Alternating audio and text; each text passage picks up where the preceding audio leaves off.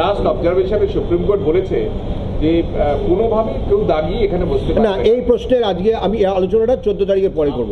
এটা এখানে আজকে জানানোর জন্য দরকার নেই। আমাদের ওয়েবসাইটে যেটুকু আছে, সুপ্রিম কোর্টের নির্দেশ যা আছে সেটা সবাই জানেন, সেই মেনেই তারা বসবেন, আসবেন, ইত্যাদি ইত্যাদি। এই ব্যাপারে আমাদের কিছু আমাদের এই ব্যাপারে আমরা আজকে আলোচনা করবো না। আরেকটা একটি প্রশ্ন আছে না, এটা আমাদের প্রশ্নপত্র সুরক্ষিত আছে, এটা আমাদের প্রশ্নপত্র সুরক্ষিত আছে।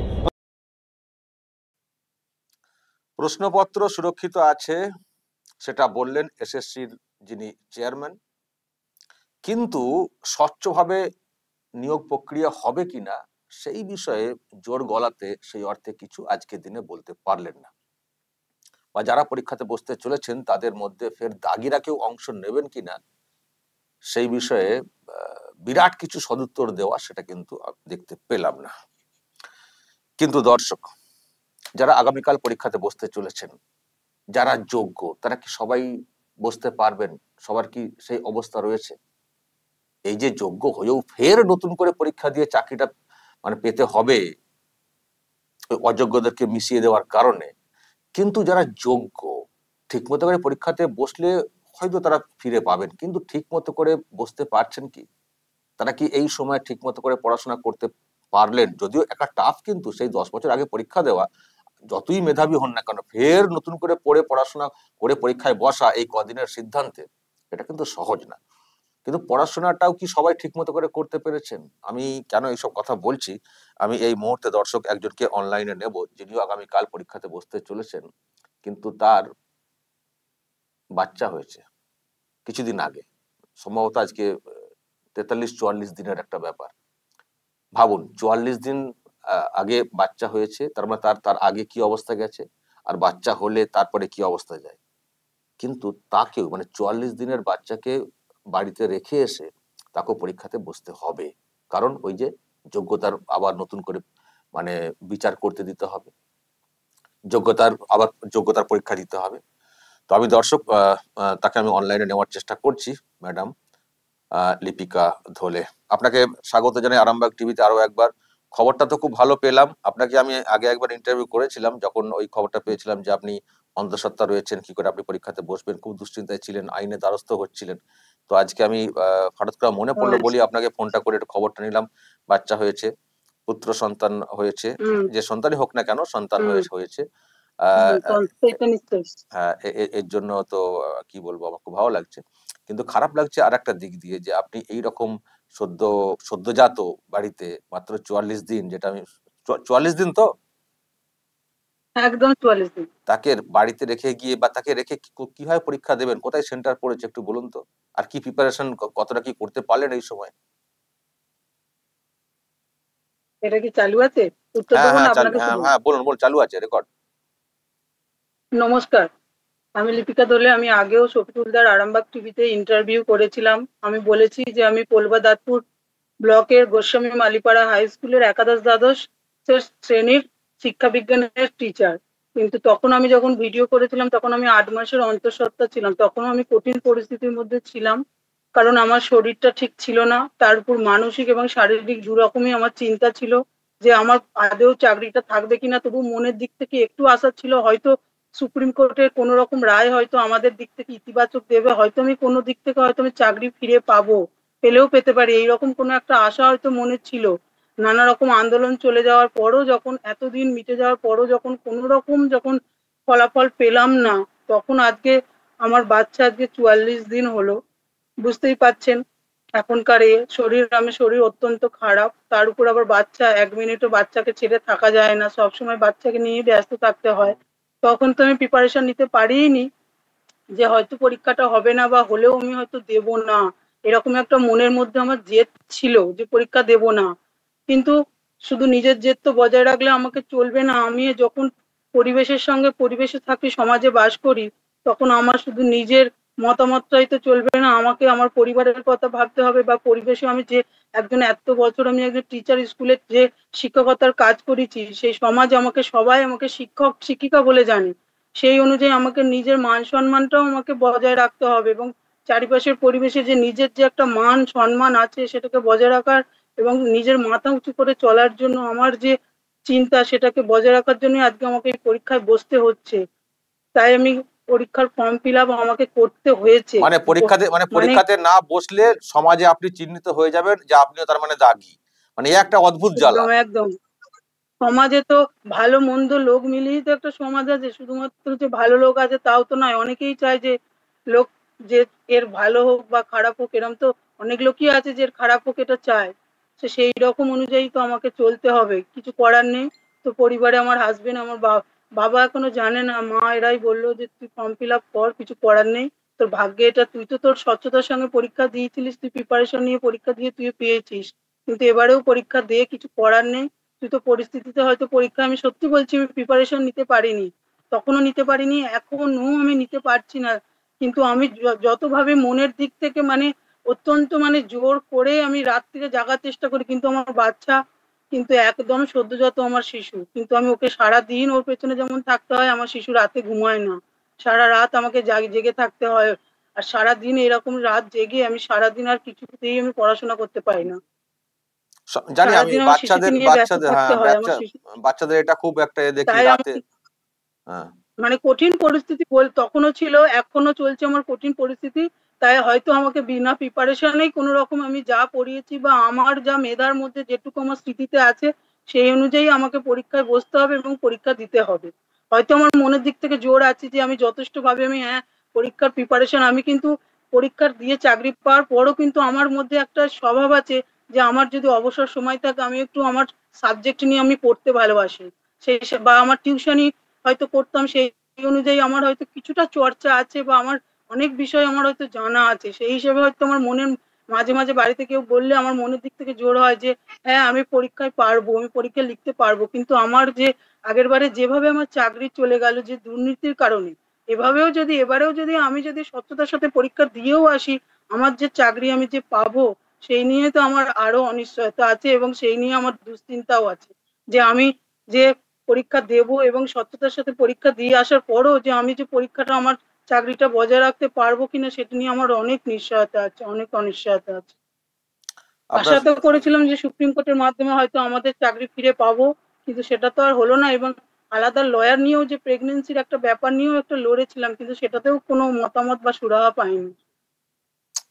আপনার হ্যাঁ, শরীরের আর অবস্থা, আপনার শরীরের অবস্থা সুপ্রিম তো কোর্ট তো সিলেকশন করতে বলেছিল, কিন্তু এটা তো পুরোটাই নতুন রিক্রুটমেন্ট হচ্ছে, এটাও একটা সমস্যা। মানে আপনার শরীরের অবস্থা দেখেও তো বুঝতে পারছি আপনি খুবই মানে স্বাভাবিক। যেটা আপনি বলছিলেন যে এই বয়সে বাচ্চারা ওই রাতে জেগে থাকে, দিনে প্রত্যেকদিন রাত জাগা, কিছু কিছু রাত করার জেগে নেই। থাকে আমার জানি। বাচ্চা 1 মিনিট থাকে না, ওর ঘুম খুব কম, ওকে সারাদিন নিয়ে থাকতে হয়, প্লাস রাতের বেলাও নিয়ে থাকতে হয়। বাড়িতে তেমন কেউ নেই, আমার হাজবেন্ড চাই কাজে, আমার বাবা মা আগেও বলেছিলাম অসুস্থ, আমার বাপি তো নিতেই পারে না, হয়তো একটু বসে থাকতে পারে, আমার মাও সাংসারিক কাজকর্মে সবসময় ব্যস্ত থাকে, আমাকেই হয়তো সারাদিন আমার বাচ্চাকে নিয়ে ব্যস্ত থাকতে হয়। তা আমি সেই থেকে ওকে বাদ দিয়ে, ও কাঁদলে বা কোনো কিছু বাদ দিয়ে তো আমি তো আর পড়াটা করতে পারি না। তখন আমার নিজেরই আলাদা রকম মেজাজ গরম হয়ে যায় যে সবসময় মানুষের তো একটা বয়স থাকে যে এই বয়সে মানুষ এইটা করবে, কিন্তু আমার তো এমন একটা মানে দুর্ভাগ্য আমার জীবনে নেমে এসেছে যে একই কাজ আমাকে বারবার দুবার করতে হয়েছে। একবার আমি যখন করেছি নিজেকে মানে আত্মসম্মানের সাথে নিজেকে প্রতিষ্ঠা করবো বলে, তখন যেভাবে প্রিপারেশন বা মনের জোর নিয়ে করেছিলাম, কিন্তু এখন আমার মনের দিক থেকে এক প্রকার বলতে পারেন বিরক্তি এসে গেছে যে আমি এমন একটা চাকরি বা নিজেকে শিক্ষিকা হিসেবে এমন ভাবে মেনে নিলাম বা বেছে নিলাম যে আমাকে আবার একটা পরীক্ষায় বসতে হচ্ছে। মানে নিজেকে অত্যন্ত দুর্ভাগ্য মনে হচ্ছে, কিছু কিছু করার নেই, পরিস্থিতির চাপে একদম নিজেকে একদম নতজানু হয়ে গেছি। দিদি আপনি একটু এগিয়ে আসতে পারবেন? সরকারি আপনি সামনের দিকে একটু এগিয়ে আসুন তো দেখি, আর একটু একটু এগিয়ে আসুন সামনের দিকে।